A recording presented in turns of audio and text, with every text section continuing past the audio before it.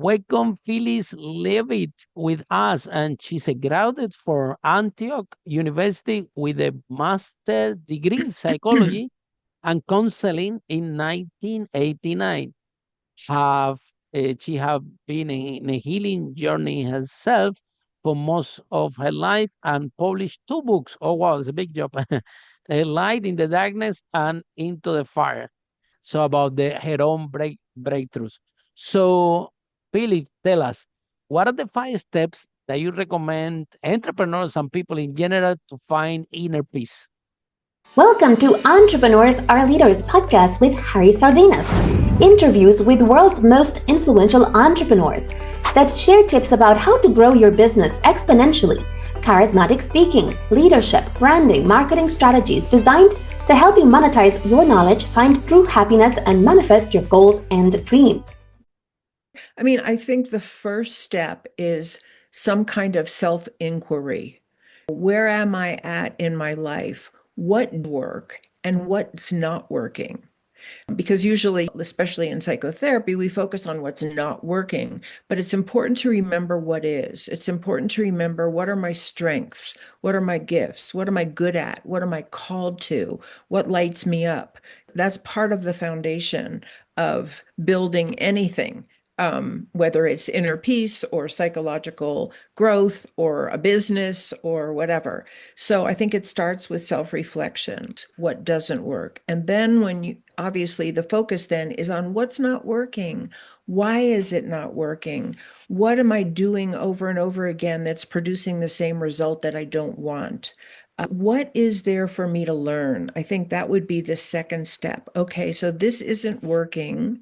Maybe it's a relationship that's not working, or it's a business that's not really getting off the ground, or it's a contribution I want to make, but I haven't found the way to make that contribution, or a creative expression that I want to have. So what is there maybe for me to learn? And I'll give you a good example. So in relationships. So this was from a long time ago, but I think it's a sort of a classic one. There was somebody that I wanted to be really better friends with than I was.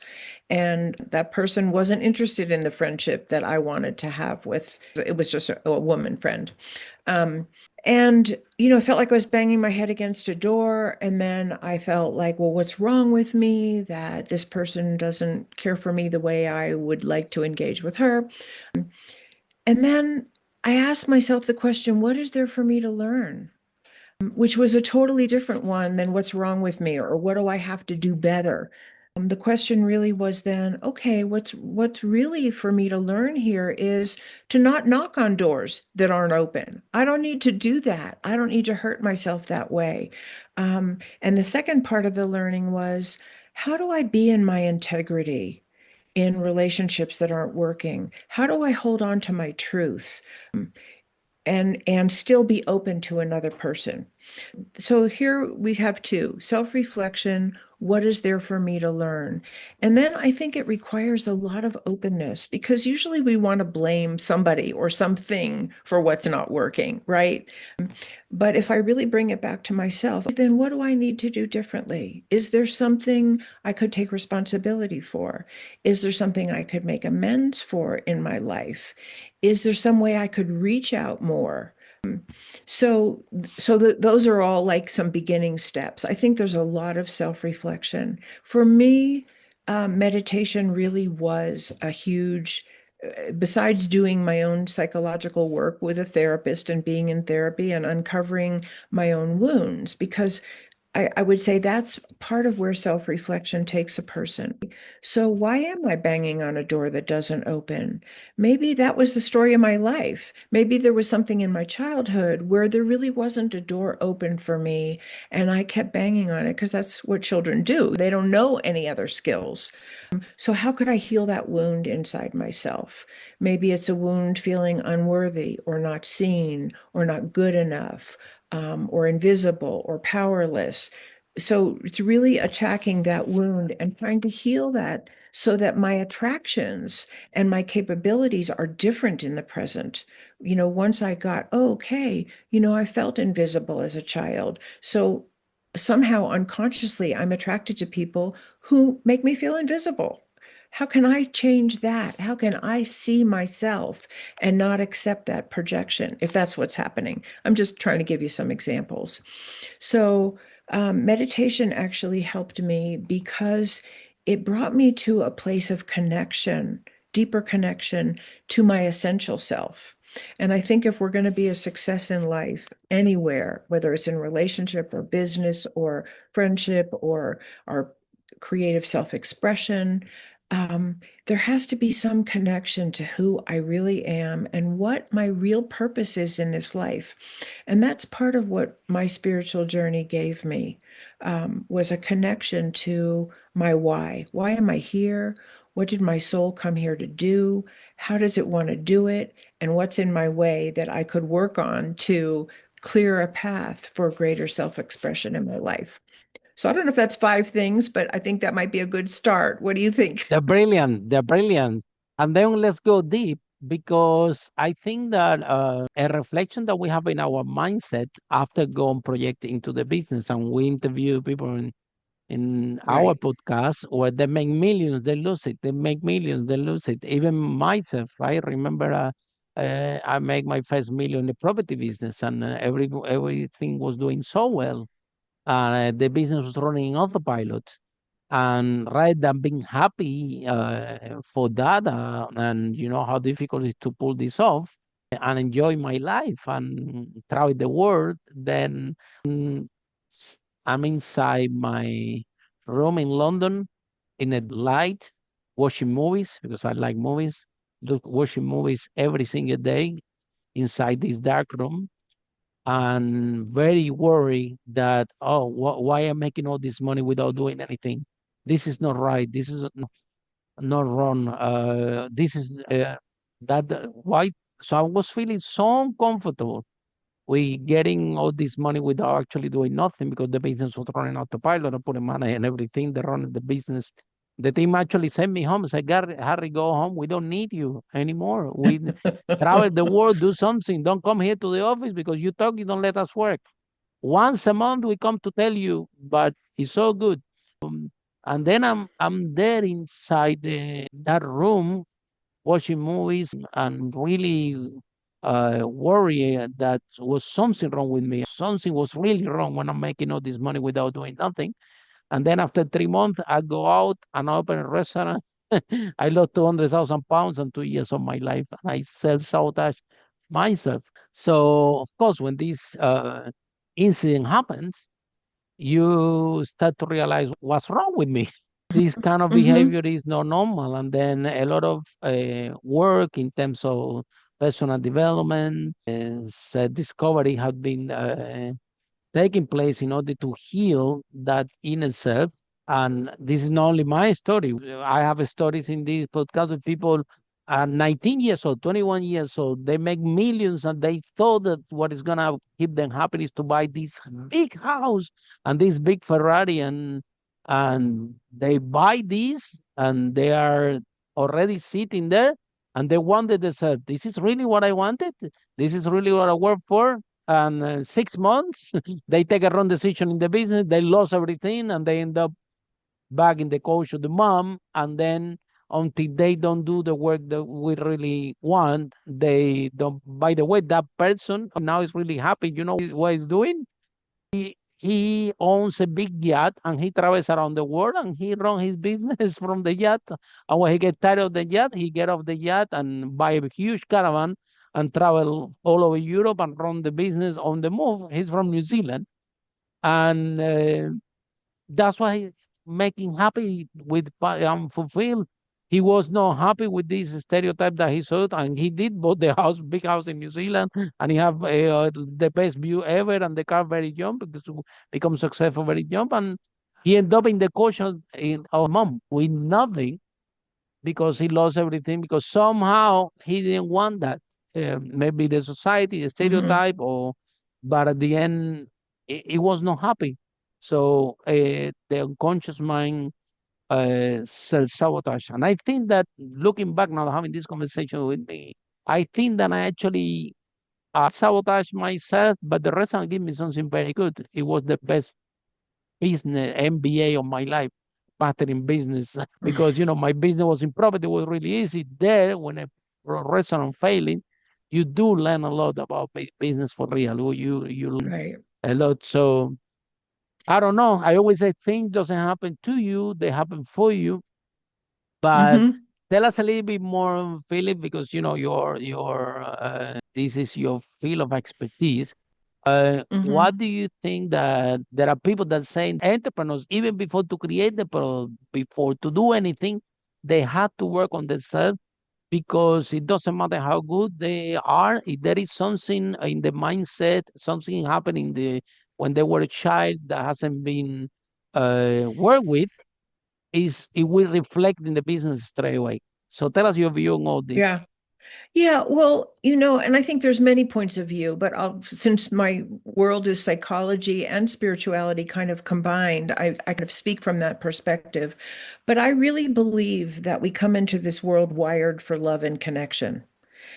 We don't come into the world wired for wealth. That might be something that is wonderful to achieve and a tool that we can use for greater self-expression in the world or greater contribution to other people.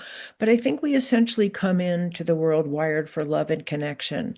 And when that's not there, some of the other things we do are compensations for not having it, but they don't really compensate. Business success, I mean, I think there's nothing wrong with business success. I think it's great if you can make a lot of money at what you love and do the things that you love to do with the wealth that you acquire. So I'm not speaking against wealth acquisition at That's all. well, it's not gonna give you fulfillment. Right. And it You will doesn't heal the wounds that you came into the world with, because most of us do. We come into families that are not that functional, or they have expectations of us that are unrealistic, or we're expected to be a doctor when what we really want to be is an artist. So, people have wounds from the cultures they live in, whether they're accepted for their race or their religion or their gender or their hairstyle or whatever it is. So we have a lot of things that we take on that for many people really suppress their natural talent and ability and self-confidence. And that's why I think that healing work, whether it's psychological or spiritual, or for me, it was a combination, really helped me ground in what my soul wanted to do here in this life. And that gave me strength in times that were difficult, times where I didn't feel successful at what I was doing, or I wasn't able to create the kind of, really intimate, loving, safe relationships that I wanted. I had a place to come back to in myself that gave me the strength to both be open to what I needed to learn and to then experiment. Okay, if this is what I want, so out of doing therapy, for instance, I decided I wanted to become a therapist because it was so helpful to me that I wanted to contribute that to other people. But it wasn't just a matter of going to school and learning techniques and learning about psychology. All that was great. But then you have to put yourself in front of another person and hear their story and find the place in you that can actually meet them there and offer something that might be actually helpful to them in healing their wounds or seeing a different point of view or finding a new behavior in an old situation. And so, my clients became my teachers, as well as I was there to be of service the best that I could be with them. So I think that ongoing growth process and really listening, um, and listening to the uncomfortable truths sometimes, like, this actually doesn't make me happy, or whoa, that client brought up something that I need to work on in my life. And here I am, the therapist. And yes, I have things to offer, but I also have things to learn. And I think that combination is what kind of keeps us humble and connected to source inside of ourselves, or at I least it's one love thing. your the way of seeing things like rather than I don't know, feel guilty. You can say, okay, what can I learn from this? This thing Right. happened. What can I learn from that? But also, I had been a very interesting journey. Uh, I discovered, Philip, that I'm in the point of my life now that I don't have to prove anything to anybody else anymore. And when you are Right. from that space, you live so happy and Right. so fulfilled. We're talking about wealth. Well, I can tell you exactly what you said. Wealth are not gonna give you fulfillment. Are not going to give you that joy because it's the you have to do the work on yourself. Okay, Right. and if more important, I believe that you do the work on yourself and you stay happy with yourself, right? And you bring that self-love to you, okay? To Right. the point that there are people that call me all the time, Harry, we had this business, we're gonna make so many millions. And I'm saying, well, what is gonna take? What is Mhm. gonna take? Because I'm not willing to change my walking time that I have free or to go to the park or to play tennis because it's good for my health. Yeah, and I need to have time to prepare my own salad Right. because I need to look after myself. And yeah, I'm gonna be so many millions or whatever, but what is gonna take of what I always call it a lifestyle that I'm living now, which I love it, which I call it the millionaire lifestyle. What it means, you need to have a million in your bank account, but you're living like a multi millionaire because you have time to do what is important to you. For example, this broadcast that we're doing is very important Right. to me, right? To put something out there that we can help other people that give me fulfillment. And Right. I need to have time for what we're doing today. And I have to be Right. have also time to be present to you and through this podcast meet amazing people like you, right? So give me a sense of fulfillment that I don't think if I have money, the money can give me the same. I know you understand what I'm telling you, right? Probably Yeah. our Yeah. listeners won. Our listeners will say, "This is how it's crazy." Talking about if I have all this money, I won't do it any podcast on it this, and we realize that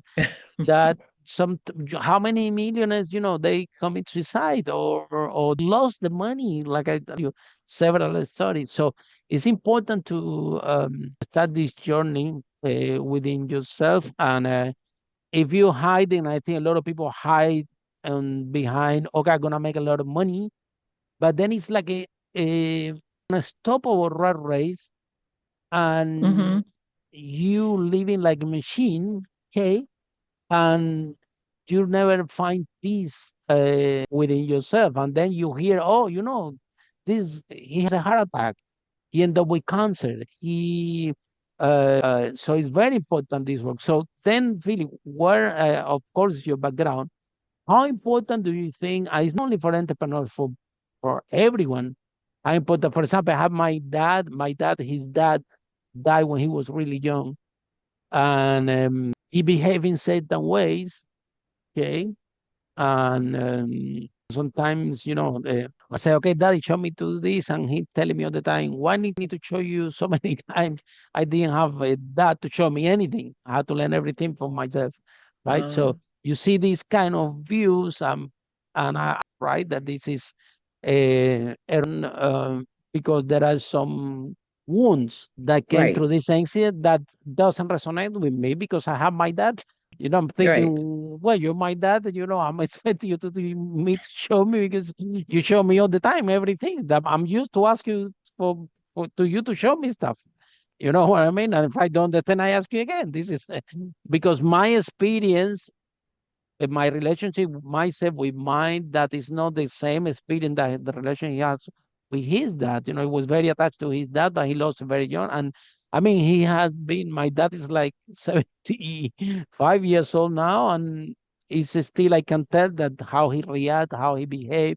There is a on that without this knowledge, he hasn't worked and so in my opinion, he hasn't find peace with this incident. So he's Right. carrying Right. this baggage with him all the time, like, like Right. a guilt or something. And, he have nothing to do. It was like a heart attack. But so what is your, or what is for human beings and to especially entrepreneurs, because when we are entrepreneurs, the problem is we're responsible for people.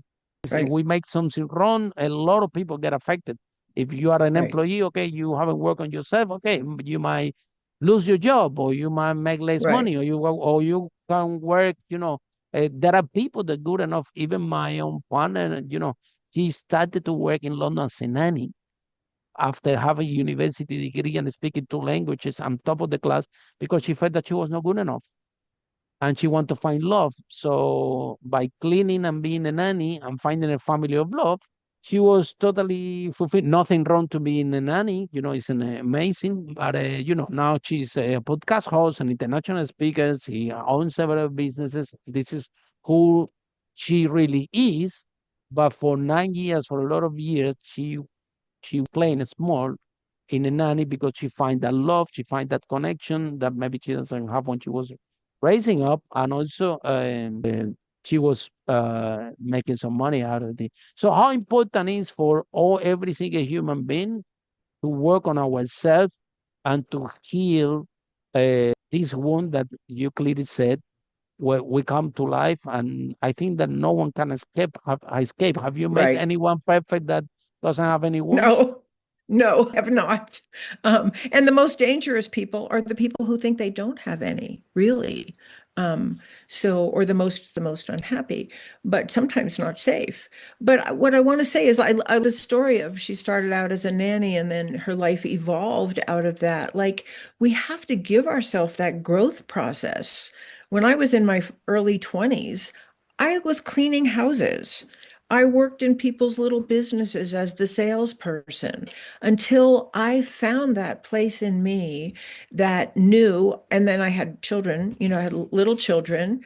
And then I found that place in me that wanted more, and I went to therapy to try to really heal some of what was holding me back. And then I knew what I wanted to do. And I was in my 30s by then. I was in my late 30s by then. And I went back to graduate school because then I had a sense of purpose. And I think we have to give ourselves that growth period. You don't have to become a multimillionaire when you're 20 to prove that you're a success in the world.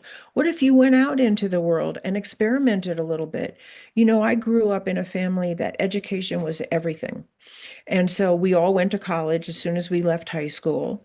But I had no idea who I was or what I wanted to be or do in the world. And I had to like roam around a little bit and be in relationship and start to raise children to actually get a sense of what my own meaning and purpose was. And it's okay if it takes a little while. And then once I knew, then I had something to contribute because I had been through my own healing work and was going through that. And so I understood that. And I think we have to give ourselves that you don't have to be a success overnight. Maybe it's a learning and building process. Maybe you try something and it's not for you. And then you try something else. By the time I went back to graduate school, I was ready, you know. And some people know, like my father was a chemist. He knew when he was in high school he wanted to be a chemist, but it's not like that for everybody. And then the other thing I want to say about wealth accumulation is, and because you've said several To me, I times, got a wealth. degree in chemical engineer. I never thought in my Oh, life did that you? I'm gonna be an entrepreneur, And Right, actually it's what right. I love, you know what I mean? But I had to find that on the way. Exactly. And I think we I have to supposed give to be that an to engineer. ourselves. Right. And we have to give it to other people to allow them to make their way through what might be the messy parts of life. I'm for the second time, my first relationship was a disaster, but I learned a lot from it. I learned to, have my voice. I learned to stand up for myself. I learned to say no to certain things that weren't good for me. And then I learned to say yes to what was. And that's a learning process. And we don't come into the world that way, most of us. Hmm. At But least you learn what you don't want. Sometimes right, we don't know what right, we want, but we got clarity of what we don't want. Yeah, like when I totally. have my restaurant, after I close it, I didn't know which future business I'm gonna have, but I knew what kind of business I don't want anymore Right, in my life. exactly. And every time that I'm looking at a business or getting involved in something, I have this experience, and I have very clear what I don't want. And if I see Right, signs that I'm gonna be involved in, operation, this and that, takes so much time and things, then I just don't get involved, and I'm happy right, with it. I'm okay with it. right. And that's what I learned in relationship. I learned what I didn't want in relationship. Mm-hmm. And the only way I could have learned that was to be in relationship, Absolutely. How you right? gonna until it Right. doesn't happen to you? How you Right. gonna Right. no? And then this self-discovery, what you really want is interesting because I remember the when I working in a pub in London, yeah, and what happened was my dad got sick, he got cancer, okay, and then I couldn't go and see him. And I was so angry with that situation and beat up myself that much, okay, that I said, okay, I want to have my own business because I want to have money. So the first business that I have it was the property business, and yeah, make millions, but I did it for the money. It was I like it now, and I have some passion about it, but it's not my thing. It's like this podcast or those speaking tours that we do all over the world and helping entrepreneurs how to grow the business and training and teaching people. Okay, this is what I love to. When I'm in this space, I feel I'm not working. Okay, those workshops that I do, I don't know if I'm doing it for Hmm. the people or for myself because I'm so happy. I also need it myself, right? I empower them, but in the process, I empower myself, and we have a lot of Exactly. fun, and it's amazing. So I don't know if I'm doing it for them or for me. But at Both. the end, You do it for yeah, both. Right. yeah. Right. And then it's not work. That's how I Right. see it. But Right. however, the property thing, I did it for the money, and I'm very grateful. Okay, because that money created a lot of foundation and helped me to the path to to find out what I really wanted to do and Right. finance this because sometimes take finance also. You had to go to course of personal development. You had to be trained and speak out there and things like this. But eventually, I think that this first business, even if you do it for the money, then, yeah, I was doing it for the money, and then what happened? I didn't get comfortable when I was making the money, right? So you see how strange the mind works. Okay, did it purely for the money, then I'm making the money I'm not happy with, and the whole thing start to roll until finally exactly what you described. We have to heal these wounds. Okay, Right. and it takes time, it takes a lot of coaching, it takes a lot to finally know yourself and to start to understand yourself, how you actually operate. And from that Right. space, build something new that you're happy with. Okay. So the what are the biggest challenge, like you said, for example, the worst people are the people that don't know that they had to do the work, that they continuously keep going on and on and on and on and on and on. And they never Hmm. allow the space to, okay, maybe there is something in my psychology, there is something there are some wounds, sometimes there are so, like for example, I train people how to overcome the fear of public speaking, okay? And everybody had the fear of public speaking. It's the biggest fear a human being can have. And when I ask the people, okay, but what you so scared of? They say, well, I don't know. I just know that I'm scared. And what happened is very simple. When they were 3, 4 years old, he went out and he talked to strangers, and then mom and dad came and said, hey, don't talk to strangers. Don't do Hmm. that. And that was it. That Yeah. gets stored in your unconscious mind and gets stored so deep. And then when you do it again, you get reinforced again. And when you do it again, you That's get right. reinforced again that after you're 4 years old, you already know that you shouldn't speak with strangers. And then you are 20 years, then you find you have a job, you are in business, or you are in sales, you are in life, because we're selling all the time to your kids, to everybody. And now you have the fear of speak up. And that fear is showing up in your relationship, in your bank account, in your school, in your community, everywhere. So a tiny thing like this can get embedded so deep. Like I tell, Totally. because I reach millions of people in this topic all over the world. So I know I'm very aware, and it doesn't matter when we go to Singapore. People say, "Well, Harry, Singapore, the people are different." Well, I travel all over the world. I train people from all over the world on how to overcome the fear, and we find the same pattern again and again and again all over the Right. world. Right. So they don't even know that it's there. So how can Yeah. you treat, or uh, how you can recognize that you have to work on yourself, whereas some of these wounds, we don't even know that they are there. Well, besides the fact that sometimes something overt is not working in your life, like you're not finding the kind of relationships you want, or your business isn't thriving, or you're not having the creative expression that you want. Sometimes, that's the indicator. But I think one of the things that I want to say is that I think we live in a society that's very pain averse, that we're not supposed to have pain, we're not supposed to show pain. It's kind of a sign of weakness, or it feels scary to be vulnerability and actually say, I'm not happy in my life.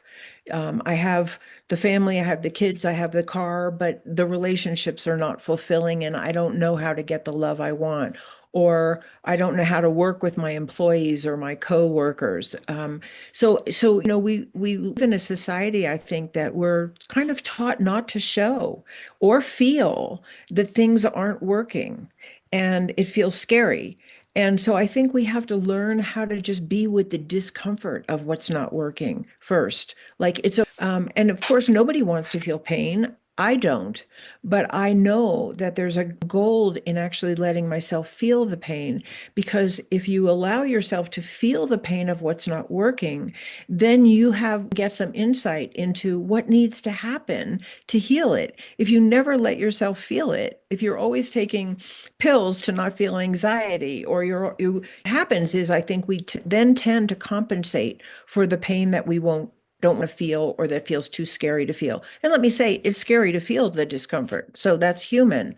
But if we don't allow ourselves to feel it, then we're in a compensation mode. We like, people who are like completely addicted to exercise, or money, or food, or sugar, or smoking, or drugs, or people pleasing, or workaholism. And none of those things will ever heal the wound. And so they become like addictions. It's never enough. And it's never enough because it actually doesn't heal that little 4-year-old who was told to be quiet and not have their voice and not speak up. It doesn't heal that wound. And so it becomes a treadmill that people are on, where they never enough. They can never be thin enough. They can never be young enough. They can never do enough Botox. They can, whatever it is, because inside there's a hurting place that just actually needs some love and compassion and attention. I think that a great point you make, Phyllis, is that a sign that you have to do some work on yourself is when things don't go according to plan. And because, for example, I was happy, somehow my business was working autopilot and everything. But until I didn't went to a restaurant and I failed and it was a big disaster, then I was a big disaster. Even I lost not only the money, I lost Mhm. the money, I lost the girlfriend that I have on that time, which I love her so much. I said forever. Uh, the friends, I like 2 years without almost speaking to see my parents and my brother and everybody. So it took a lot for me that it was so big that I started to that, hold on a minute, there is something wrong with me.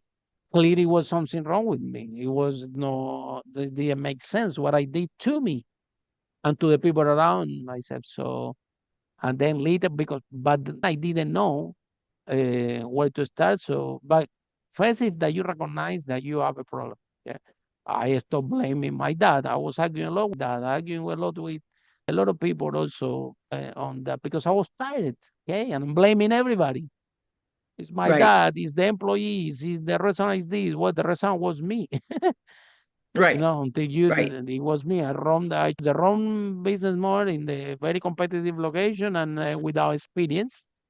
I was in Brick Lane in London, which is minimum. There are one next to each other, and when you ask on the street, every restaurant owner there that have been in business for 30 years, and then are dropping 30, 40 years. They've been passed from generation to generation. Then I go there out of the sky to make it in a so competitive environment without knowing anything. So. that was the lesson. Exactly. You say, what can we learn from that experience? Yeah. But when we have an impact, and this is something even with people that we interview in this podcast, that they are great entrepreneurs. However, they become entrepreneurs when they go far. I say, okay, now I go far. I'm Mhm. gonna start to do my own business. And wow, now they're doing amazing in doing the business. So I said, look, if you're a native entrepreneur, why you didn't took that decision before? Why you need to get fired for you to become who you really are?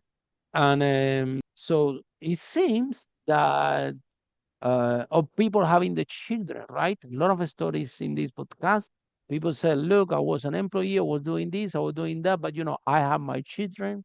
And from that day, I decide that I'm gonna be X and I'm gonna be and now they become who they really want to be. And I'm thinking, Right. why do you see, Elise, that human beings, when we Mm. behave, even what happened to me, okay, that until something really bad doesn't happen, that you suffer or you struggle, you don't start this journey to heal yourself, which I think is key if you want to be fulfilled and you want to be happy. Maybe for you also as well, but like, you need to have that bad relationship and then you took that decision after. Okay. So Mhm. why we behave like that? Why something drastic needs to happen in order for us to start that self-discovery and become who we really want to be? Well, I mean, again, I think there's many answers to that question, but I think what I would say is I think we need to heal our culture. Because if we lived in a culture that looked at children and saw them as beings that came into this world already able and capable and who have an intuitive knowing of who they are, and we fostered that rather than telling ourselves and our children and our society who we are supposed to become, so that we're actually we don't even consider psychology one of the important, one of the like 3 R's, reading, writing, arithmetic is what I grew up with, and social studies and science, and I'm a little older. So, I grew up with probably a open-minded education system, but psychology was never a part of it. What makes people work? Why does somebody become a murderer? Why does somebody become a loving parent who has good limits and boundaries with their children, but they're loving and relatively wise, even if they make some mistakes, but they're able to make amends? And why does somebody else, go out into the world and shoot people up? These are the kinds of things that psychology answers, and we have a lot of answers. And so I think we need to form a culture where we are actually looking for the good in people. We're looking for the gifts in people from a very early age so that we're not wounding them the way that we've been wounded. And this, because the whole idea of going to therapy, for instance, is that you break the cycle of the wounding that happened to you. And none of us do it perfectly, of course, because we're human and we're learning. But part of it is to break the cycle of the dysfunctional things that happen to us, the dysfunctional things we've done, the dysfunctional relationships we've made, or the failed businesses we've had. It's not because we're flawed human beings. We weren't born flawed. We learn things that didn't serve us, and we can unlearn them. And so I think as a culture, we Hmm. actually need to view human beings very differently, not like what they're capable of performing, but who they are and what their innate contribution could be. And I really believe that if we had a culture like that, and I know we're far from it, I understand that. If we had a culture like that, we would find the natural gifts in each other. We would thrive. I'm sure children who absolutely thrive when people look at them and they're delighted with who they are and like, oh, you drew a great picture, or you're so good at playing the piano, or wow, look at how wonderful you are with animals. Or from a young age, they wanted a microscope and they're interested in science. And I really believe in a culture like that, we would all find a place that would complement each other. And again, that might sound like nirvana, and we're a long way from it, but we could start somewhere. We could actually make our psychology and healing ourselves a cultural priority, a political priority, a social priority, a business priority. And I know that there are many people who go into businesses and they address some of these issues because some of the business owners have found that when people are more fulfilled and more have a chance to like really address some of the early conditioning that didn't They serve produce them. more. Exactly. Exactly. It's a Have a great win-win. impact in creativity and productivity. When it said, tell me about it, corporate trainings on the help the Yeah. company to increase productivity. So, Philip, if someone is in love with this conversation that we're having and they want to find more about you, how people can find you, how this process work? Yeah. Well, thank you so much for having me. And I love our conversation. You had great questions and great shares. And Me too. I love Me that. too. I want to finish the podcast. I need to, because sometimes you forget Yeah. how much you had done of work on yourself. And sorry to interrupt you. No, that's And I'm okay. thinking that the work also keep doing it. Okay, I haven't finished. Yeah, I just maybe this podcast is just a reminder to me that Harry, you see, you have to keep working on yourself. There is always a little bit more that you can do to be fulfilled, to be happy, and whatever is not working, seeing in this way. I love the concept. What can we learn from this? Yeah, and Right. move forward Right. and stay calm. You see, and so okay. So tell us how people can find you, how this process works. Yeah. Yeah, thank you. So the best place to find me is on my website. It's my name, phyllislevitt.com. You can contact me on my website. I have information about all my books on my website. My first two books are A Light in the Darkness and Into the Fire, and those are about my own personal healing journey from childhood trauma and the spiritual connection that I made and how that influenced my own healing journey and my life. And Where then people my can find most those books? Where they're can on they find them? Amazon, Barnes, any Noble, Amazon, Goodreads, anywhere where you buy books, Wow. they're available. And then my latest book is called America in Therapy, A New Approach to Hope and Healing for a Nation in Oh, I Crisis, love the title. where I take the principles of that kind of healing and apply them to our country and to, large organizations, nations, communities, because we all operate on family dynamics, whether it's a Mhm. business. People bring their dynamics wherever they are. If Mhm. they're passive and easily controlled, they bring that to the business place. If they're aggressive and dominating, they bring that to the business place, to their church, to their school, to their 100%. kids. Right. So I talk about how to bring those healing principles to our country because I feel like we're at a very critical place in our country where we need a lot of healing. So that, Yeah, and I'm and on all the social media, LinkedIn, Facebook, Instagram, Substack, YouTube. I have videos of other conversations I've had with wonderful people like yourselves. So those are the best places to find me. And feel free to contact me through my website. I'm happy to talk to anyone. thank you so much, Philip. I think, and I congratulate you for the job you do. I know how important is can them freedom to the people. Okay, you can. Sometimes we go through life and we are carrying this baggage.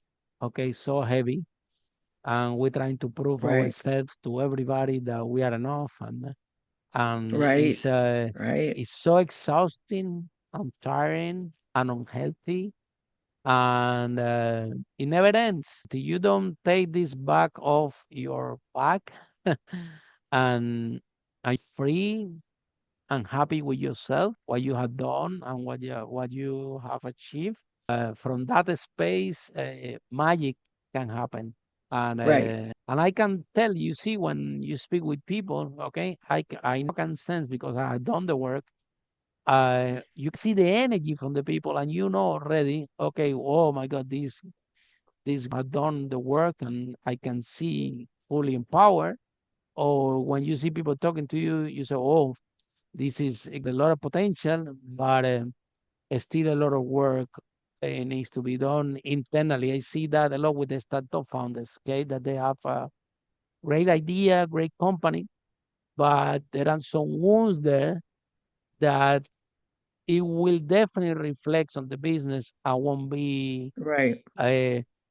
won't be productive for the business. And they can have the best product in the world, but if these wounds Right. are not healed, the company is not Right. gonna is not gonna progress because have nothing to do with the Right. product, have something to do with that person and wounds that I have that is projecting into the business and not healthy, okay, That's and right. somehow self-sabotaging, saying it happened to me, it's happened to so until they're not aware that they have to do this work on themselves, um, it will be reflected in that business, in your job, or whatever you on your community, whatever you hang around.